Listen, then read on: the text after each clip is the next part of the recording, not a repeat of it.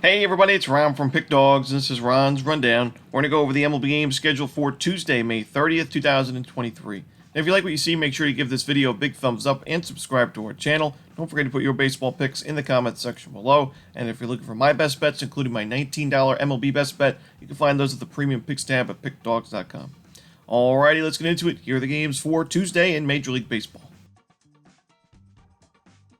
First up, it's the San Diego Padres taking on the Miami Marlins at Lone Depot Park. Ryan Weathers and Sandy Alcantara are your projected starters in this one. Ryan Weathers has that 3.94 ERA, solid stuff in his first 29 and 2/3 innings of work.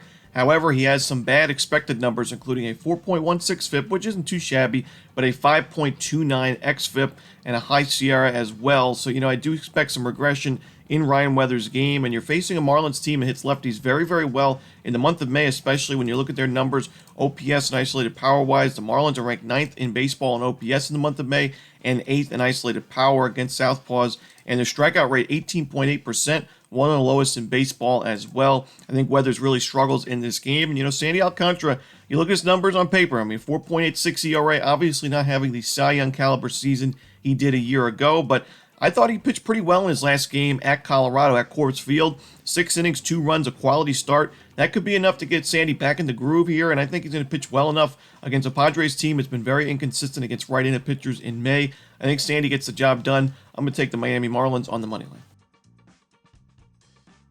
Next up, we see the Texas Rangers taking on the Detroit Tigers. Martin Perez and Alex Faedo are your starters in this one.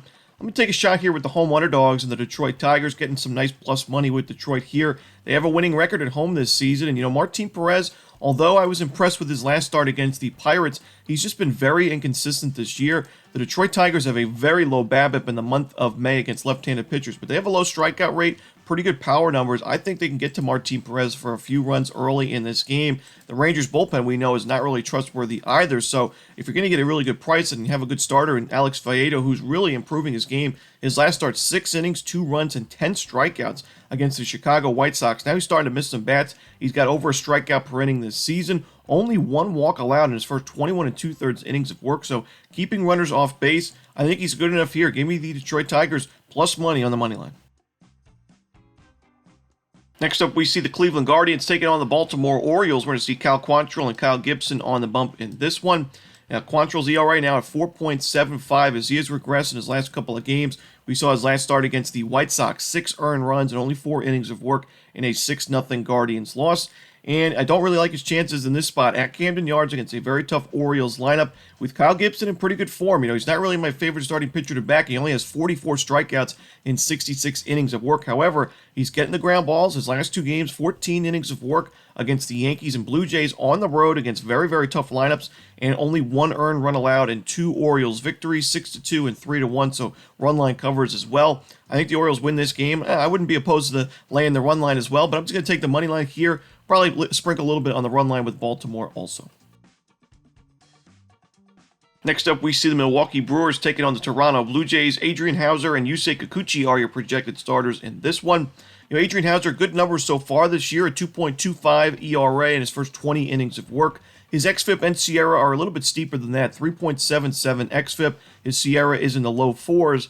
I do expect some regression in his game. He doesn't really strike out a ton of batters, but the tough part here for the Brewers is, you got Hauser facing the Blue Jays, who have hit righties very, very well in the month of May. When you look at their numbers, OPS-wise, the Blue Jays are 3rd in baseball against those right-handed pitchers, actually 2nd now in baseball, behind only the Colorado Rockies. And then you got on the other side a lefty with Yusei Kikuchi. We know the Brewers last year really struggled against left-handed pitchers, and that's definitely been the case this season. And in the month of May, the Brewers are dead last in the league in team OPS against left-handed pitchers, 29th in isolated power, and the highest strikeout rate at 29.7%. Kikuchi's a strikeout pitcher, so I expect plenty of Ks from him in this one. Maybe look at his strikeout prop for this game, but I like the Brewers to win this. I like the Blue Jays to win this game because I don't think the Brewers are going to do too much offensively. I think the Blue Jays add a few runs on Hauser and that Brewers bullpen, so give me Toronto on the money line at home. Next up, it's the Cincinnati Reds taking on the Boston Red Sox. Ben Lively and Brian Bayo are your starters in this one. Ben Lively's last 2 starts against the Cardinals and Yankees, pretty good stuff. He had 16 strikeouts and 11 and 2/3 innings of work. However, 3 home runs combined in those 2 games, so giving up some sharp contact. Now you go to Fenway Park, where it's a very tough place to pitch. Your first career start at Fenway. And, the Red Sox do a really good job at limiting strikeouts against right-handed pitchers. They have good numbers OPS and isolated power-wise against righties this season. I do think this is a tough spot to be in for Lively, and I do think the Red Sox will be able to get to him, and I think they'll be able to get to some runs on the Reds' bullpen as well. And Brian Baez is in really good form right now. I mean, much better than he was at the beginning of the season. His last start against the Angels, 7 innings, 2 runs, 6 strikeouts. Although the Red Sox bats didn't back him up in that game, I think they will in this one. So I like the Red Sox here to win this game and cover the run line in the end. Give me Boston laying the 1.5 runs. Next up, we see the Philadelphia Phillies taking on the New York Mets. Ranger Suarez and Kodai Senga are your starters in this one. Ranger Suarez, a left-handed pitcher. The Mets haven't really hit lefties too well in 2023, nor did they in 2022, and they also struggled against Suarez last year. 9 2/3 innings for Suarez against the Mets, a sub-4 ERA. And the Mets are coming off that Coors Field series, so we could expect to see some sluggish bats, even though they had a day off in between that series and this one. But the big thing for me is Kodai Senga's pitching for New York. He's got really good strikeout stuff, but we know his control can be a problem at times. I mean, he has so far 31 walks and 48 innings of work this season. The Phillies don't have great numbers offensively against lefties or righties in the month of May, but one thing they've done very well is earn walks. A very patient lineup. 11.3% walk percentage against right-handed pitchers in the month of May is third highest in baseball, so I do think Senga could be in trouble here. The Phillies also have a pretty low strikeout rate of 21.2% against righties in the month of May, so I like their chances here to get to Senga, get some runners on base early on, get some opportunities with runners in scoring position. I like the value we're getting here with Philadelphia on the road, so give me the Philadelphia Phillies on the money line. Next up, we see the Kansas City Royals taking on the St. Louis Cardinals. Zach Greinke and Miles Mikolas are your starters here. You got Zach Greinke on the road, away from Kauffman Stadium. Got to fade him in this spot and fade the Royals. I like the Cardinals on the run line. I mean, Miles Mikolas is in really good form as well, so it's an added bonus. But, Zach Greinke, when he's pitching at Kauffman Stadium, he's been very sharp this season, a 3.00 ERA and 33 innings of work. On the road, a 6.66 ERA and 24 1/3 innings of work. He's 0-3 this year. I think the Cardinals bats get to him early and often. They've had really good numbers against right-handed pitchers this month. Mikolas should be good enough. I'm going to take the Cardinals laying the 1.5 runs. Next up, it's the Tampa Bay Rays taking on the Chicago Cubs. Shane McClanahan and Kyle Hendricks are your starters. I got to take the Rays on the run line or pass in this game, as you got Shane McClanahan, one of the better starters this season in all of baseball, but especially in the American League, where he's got to be one of the favorites to win the Cy Young there, as he's 8-0 with a 1.97 ERA, 75 strikeouts in 64 innings of work, a 1.13 whip. I think he pitches well here. On the other side, Kyle Hendricks, I do think eventually will be a good part of this Chicago Cubs rotation, but he struggled early on his first start of the season. 4 1/3, 5 total runs, 3 of those were earned. He did have 5 strikeouts, which is nice to see, but a lot of base runners early. The Rays, we know, have crushed right into pitchers in the month of May. They did so in that Dodgers series, and I think they will be able to get to Hendricks here. So give me the Tampa Bay Rays laying the 1.5 runs at Wrigley Field. Next up, we see the Los Angeles Angels taking on the Chicago White Sox. We got the lefty Tyler Anderson on the mound for the Halos, and Lucas Giolito on the other side for Chicago.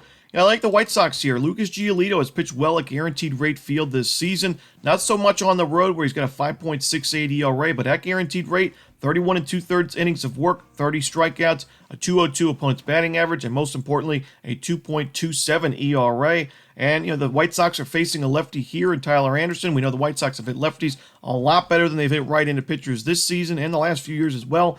Anderson, a 4.81 ERA this year, coming off a good start, but I don't like his chances here on the road. Give me the Chicago White Sox on the money line.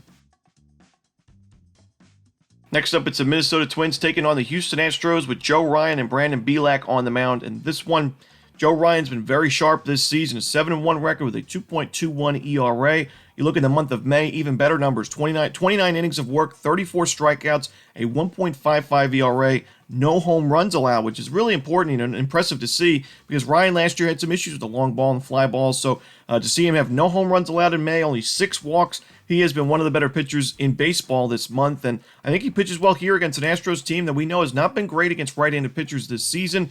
On the other side, Brandon Bielak, he's got decent stuff, and he's been able to earn a good amount of strikeouts, but he also gives up a good amount of sharp contact and home runs. 3 home runs in his last game against the Milwaukee Brewers.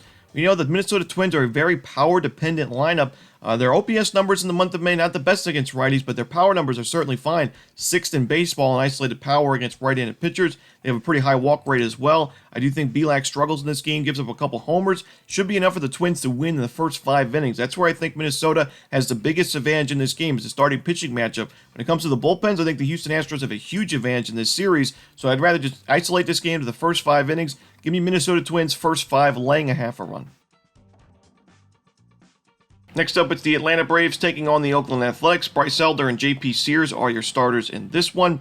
J.P. Sears has improved his game as of late, but when you look at the Atlanta Braves numbers offensively against lefties this month, I mean, it's not even close. They're number 1 in baseball in WRC+, WOBA, team OPS, and isolated power. They have a low strikeout rate to go with it. I think they'll be able to get to J.P. Sears for a few runs early on and add a few on this Oakland A's bullpen. Bryce Elder has some regression concerns in this game, a 2.01 ERA, but a 4.48 expected ERA. I think we see a high-scoring game in this one. Give me the over in Braves Athletics. Next up, we see the Colorado Rockies taking on the Arizona Diamondbacks. Kyle Freeland and Zach Gallen are your starters in this ball game. I'm going to take the under in this game, as the Diamondbacks have a pretty high strikeout rate against lefties in the month of May, 24.7%.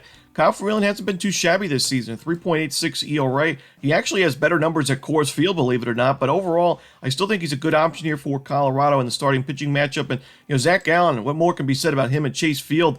On the road, a 5.4 ERA, but at home, 0.77 ERA in 35 innings of work, 47 strikeouts, a 158 opponent's batting average, no home runs allowed, only 4 walks conceded. I think he pitches well here against the Rockies team away from Coors. Give me the under in the Rockies Diamondbacks.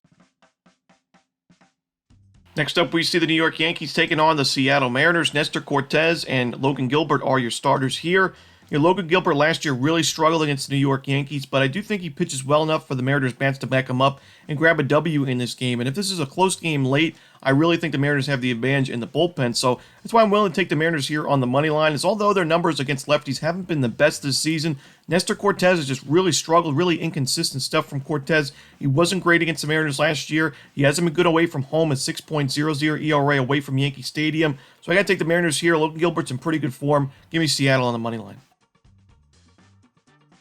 Next up, we see the Pittsburgh Pirates taking on the San Francisco Giants. We're going to see Johan Oviedo going for Pittsburgh. No official starter for the Giants here, so there's no official lineup for this game. Could be a bullpen game here for San Francisco. If it is, I do think the Pirates have a good shot at winning this game. I like Oviedo in this spot. The Giants in the month of May have the 5th highest strikeout rate against righties, 24.6%.